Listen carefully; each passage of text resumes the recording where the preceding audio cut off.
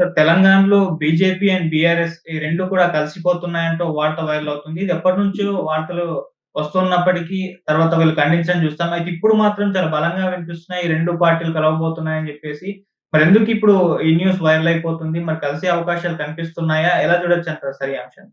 ఇప్పుడు తెలంగాణ రాజకీయాల్లో ఇప్పుడు ఒక వార్త వైరల్ అవుతుంది. అదేంటంటే బీజేపీ అండ్ బీఆర్ఎస్ కలిసిపోతున్నాయి అనే వార్త వైరల్ అవుతుంది. గతంలో గూడా 2023 ఎన్నికలప్పుడు గూడా రేవంత్ రెడ్డి బలంగా ఈ విషయాన్ని తీసుకెళ్లాడు. అప్పటికి కారణం ఏందంటే కవితని బీజేపీ అంటే కేంద్ర ప్రభుత్వం అరెస్ట్ చేయకపోవడం, తర్వాత కేసీఆర్ గూడా బీజేపీని విమర్శించడం, ముఖ్యంగా మోడీని విమర్శించడం తగ్గించేయడం. ఈ కారణాల రీత్యా బలంగా రేవంత్ రెడ్డి గాని, కాంగ్రెస్ పార్టీ గాని ఒక నెరేటివ్‌ని బలంగా ప్రజల్లోకి తీసుకెళ్లారు. అదేందంటే బీఆర్ఎస్, బీజేపీ కుమ్మక్కయిపోయినాయని. అది కొంతవరకు పనిచేసింది గూడా. జనం గూడా నమ్మారు చాలా చోట్ల. దాని తర్వాత బండి సంజయ్‌ని మార్చేయడం, ఆ ప్లేస్‌లోకి కిషన్ రెడ్డిని తీసుకురావడం. ఇవన్నీ గూడా అంటే బండి సంజయ్ ఒక బి కే బీఆర్ఎస్‌కి వ్యతిరేకంగా చాలా గట్టిగా పోరాడుతున్న వ్యక్తి. ప్రజల్లో మంచి పట్టు ఉన్న వ్యక్తి, కరిస్మా ఉన్న నాయకుడు. అలాంటోడిని తీసేసి ఆయన పెట్టడం అనేది ఎవరికీ నచ్చలేదు బీజేపీలో గూడా. సో, ఈ కారణాల రీత్యా అప్పుడు జనం నమ్మారు. అది గూడా బీఆర్ఎస్‌కి వ్యతిరేకంగా పనిచేసింది ప్రజల్లో. అయితే ఆ తర్వాత కవితను అరెస్ట్ చేసేశారు. ఆ తర్వాతేమో బీఆర్ఎస్ ఏమో కాంగ్రెసు, బీజేపీ కుమ్మక్కయ్యాయి. రేవంత్ రెడ్డి గతంలో ఏబీవీపీలో పనిచేశాడు.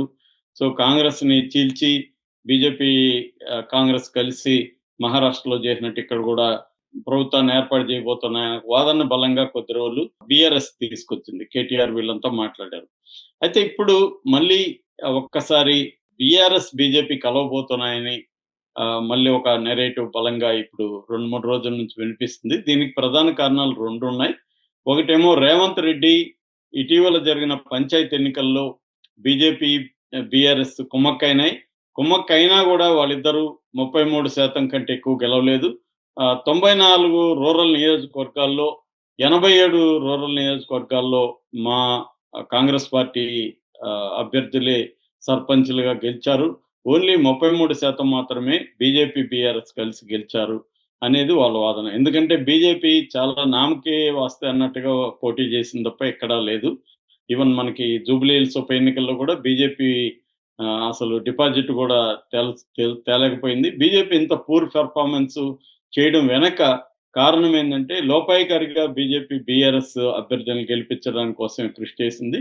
అందుకని లేకపోతే ఈక్వల్‌గా కాంగ్రెస్‌కి ఈక్వల్‌గా ఎంపీలు 8 ఎంపీలు బీజేపీకి కూడా ఉంది. నిజానికి వాళ్ళ ఓట్ షేర్ గూడా పార్లమెంట్ ఎన్నికల్లో గాని, అంతకుముందు జరిగిన అసెంబ్లీ ఎన్నికల్లో గాని పెరిగింది. అలాంటిది ఇప్పుడు బీజేపీ ఎందుకు సైలెంట్ అయిపోయింది? ఆ రామచంద్రరావుని తీసుకొచ్చి బీజేపీ అధ్యక్షుడిని చేసి అసలు ఇక్కడ బీజేపీ ఈ పార్టీని పట్టించుకోవట్లేదు. పార్టీని బలోపేతం చేయడానికి ఏమాత్రం కృషి చేయట్లేదు. అంటే దీనికి కారణం బీఆర్ఎస్, బీజేపీ కుమ్మక్కు అయిపోయినాయి. అది ఓపెన్‌గా వాళ్ళు కలిసి పోటీ చేసే అవకాశం గూడా ఉంది నెక్స్టు అన్న నెరేటివ్‌ని బలంగా రేవంత్ రెడ్డి తీసుకెళ్తున్నాడు. ఇక రెండో వైపు మొన్న రాజ్యసభ బీఆర్ఎస్‌కి సంబంధించిన రాజ్యసభ సభ్యులు కేఆర్ సురేష్ రెడ్డి, వద్దిరాజు రవిచంద్ర, తర్వాత దీకొండ దామోదరరావులు మోడీని పార్లమెంట్‌లో కలిసారు. ఆయన క్యాబిన్‌లోకెళ్ళి చాంబర్‌లో కలిసారు. కలిసి వాళ్ళు చెప్తున్నదేమంటే ఇప్పుడు సిరిసిల్ల వరకు నిర్మిస్తున్న కొత్త నేషనల్ హైవే 365బిని వేములవాడ మీదుగా కోరుట్ల వరకు కంటిన్యూ చేయమని, అలాగే ఇంకొన్ని పథకాలను అమలు చేయమని మోడీని కోరడానికే మేము కలిసామన్న వాళ్ళు చెప్తున్నారు గానీ, దీని వెనక కూడా రాజకీయాలున్నాయి. వీళ్ళు కేసీఆర్ ప్రతినిధులుగానే వెళ్లి కలిసారు అనేది ఒక వార్తొస్తుంది. ఈ రాజ్యసభ సభ్యులతో మోడీ మాట్లాడుతూ కేసీఆర్ ఆరోగ్యం ఎలా ఉంది? ఆయన్ని జాగ్రత్తగా ఆరోగ్యాన్ని చూసుకోమని నేను ప్రత్యేకంగా చెప్పినానని చెప్పండి అని మోడీ చెప్పాడనే వార్త గూడా వైరల్ అవుతుంది. అంటే ఎందుకు మోడీ అంత ప్రత్యేకంగా కేసీఆర్ ఆరోగ్యం మీద శ్రద్ధ పెడుతున్నాడు? గతంలో కేసీఆర్‌కి, మోడీకి మధ్య వచ్చిన గొడవలు మనం చూసాము. మోడీ వచ్చినప్పుడు కనీసం ఒక ముఖ్యమంత్రిగా ప్రోటోకాల్ గూడా ఫాలో చేయకుండా కేసీఆర్ మోడీని అవమానించిన సందర్భాలు మనకు తెలుసు. అలాంటిది ఇప్పుడు కేసీఆర్ ఆరోగ్యం మీద ఇంత ప్రత్యేక శ్రద్ధ ఎందుకు తీసుకుంటున్నాడు మోడీ అని ఇప్పుడు ఈ రెండిటిని క్లబ్ చేసి సో బీఆర్ఎస్ బీజేపీ ఎన్నికల్లో కలిసి పోటీ చేసే అవకాశం ఉంది. అందుకని ఇటు బండి సంజయ్ని తప్పించి ఇప్పుడు రామచంద్రరావుని తీసుకొచ్చారు. సో ఇక్కడ వ్యూహం అయితే బీజేపీ, ఎందుకంటే కాంగ్రెస్ తో కలిసే పరిస్థితి లేదు. రేవంత్ రెడ్డి వీళ్ళు చెప్తున్నట్టుగా పార్టీని చీల్చి అటు పోవాల్సిన అవసరం రేవంత్ రెడ్డికి లేదు. రేవంత్ రెడ్డికి ఇక్కడ హాయిగా ఉంది కాంగ్రెస్ లో తన అధికారాన్ని ప్రశ్నించే ఇంకొక నాయకుడు ఎవరు కూడా గట్టిగా లేరు. రేవంత్ రెడ్డి చాలా తెలివిగా అందరితో కూడా జాగ్రత్తగా వ్యవహరిస్తూ ఎవరికి ఇవ్వాల్సిన ఇంపార్టెన్స్ వాళ్ళకి ఇస్తూ వెళ్తున్నాడు. అధిష్టానం కూడా రేవంత్ రెడ్డిని మార్చాల్సిన అవసరం లేదని నమ్ముతుంది. ఇలాంటి దశలో రేవంత్ రెడ్డి బీజేపీలో పార్టీని చీల్చి వెళ్లే పరిస్థితి లేదు మహారాష్ట్ర లాగా. అందుకని బీజేపీకి ఉన్న ఆల్టర్నేటివ్ ఏంటంటే బీఆర్ఎస్ బలహీనంగా ఉంది కొంచెం. సో బీఆర్ఎస్ తో కలిస్తే అధికారం ఫామ్ చేసే అవకాశం ఉంది. బీజేపీ బీఆర్ఎస్ కలిస్తే ఖచ్చితంగా నెక్స్ట్ ఎన్నికల్లో ఆ కూటమి అధికారంలోకి వచ్చే అవకాశం ఉంది. ఆ రకంగా ఎందుకంటే ఇప్పుడు మోడీకి ప్రధానమైంది ఏంటంటే రాష్ట్రాలు కాదు, మోడీకి ప్రధానం ఎంపీలు. తన అధికారం కేంద్రంలో తనకు అధికారం ఉంటే రాష్ట్రాల్లో అధికారం సంపాదించడం గానీ, లేకపోతే అధికారంలో ఉన్న పార్టీల్ని ఇబ్బంది పెట్టి తన కంట్రోల్‌లో పెట్టుకోవడం గానీ మోడీకి పెద్ద విషయం కాదు. అందుకని మోడీ ఏం ఆలోచిస్తున్నాడంటే 2029లో తను గెలవాలనుకున్నప్పుడు ఏ రాష్ట్రాన్ని విడిచిపెట్టకూడదు. ఎంపీల సంఖ్యను పెంచుకోవాలి అనేది ఉంది. సో బీజేపీ, బీఆర్ఎస్ కలిస్తే ఎంపీల సంఖ్య తెలంగాణలో గణనీయంగా పెరిగే అవకాశం ఉంది.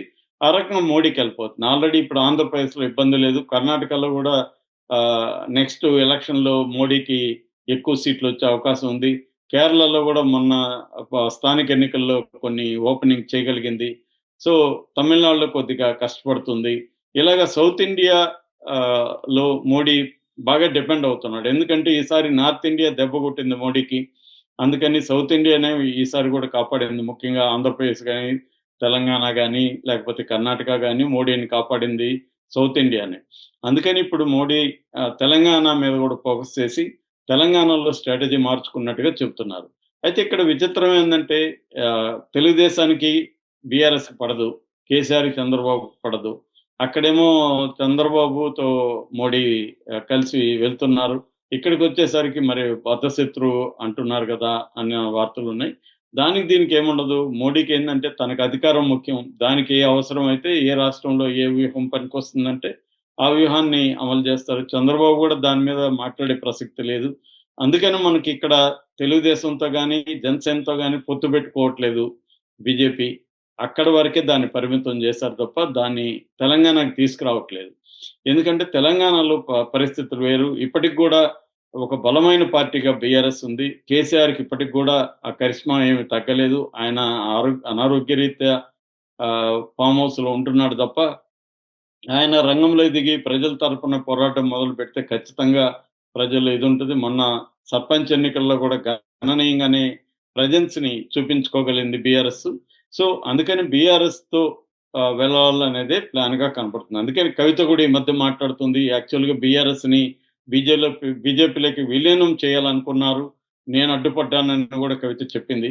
సో ఓవరాల్‌గా మనకు కనబడేదంటే బీఆర్ఎస్ బీజేపీలోకి విలీనం కాకపోవచ్చు గానీ, బీజేపీ, బీఆర్ఎస్ పొత్తు పెట్టుకొని 2029 ఎంపీ ఎలక్షన్‌లో పోటీ చేసే అవకాశం ఉంది. 28లో జరగబోయే అసెంబ్లీ ఎన్నికల్లో గూడా వాళ్ళిద్దరూ కలిసి పోటీ చేసే పరిస్థితి ఉంది. ఆ రకంగా మళ్ళీ కేసీఆర్ ముఖ్యమంత్రి అవుతాడు. ప్రభుత్వం బీజేపీ, బీఆర్ఎస్ కూటమి ప్రభుత్వం ఏర్పడుతుంది. సో కాబట్టి ఇక్కడ కేసీఆర్‌కి అవసరం ఉంది. కేసీఆర్ ఇప్పుడు ఒంటరిగా పోటీ చేసి ఒకవేళ మళ్ళీ ఈ పరిస్థితి వస్తుందేమో అని కేసీఆర్‌కి భయముంది. ఇదే గాకుండా సెంట్రల్‌లో మళ్ళీ మోడీ వస్తే కేసులున్నాయి. కాబట్టి ఎందుకొచ్చింది మనం మోడీతో కలుద్దామని కేసీఆర్ గూడా అనుకునే అవకాశం ఉంది. ఎందుకంటే కాంగ్రెస్‌ని దెబ్బ కొట్టాలంటే కేసీఆర్‌కి మోడీ అవసరం ఉంది. కాబట్టి ఇద్దరి ప్రయోజనాల కోసం ఇద్దరు కలిసే అవకాశం అయితే కనిపిస్తూ ఉంది. కాకపోతే అది పరిణామం ఎంత స్పీడ్‌గా ముందుకొస్తుందనేది చూడాలి. Okay sir. Thank you so much.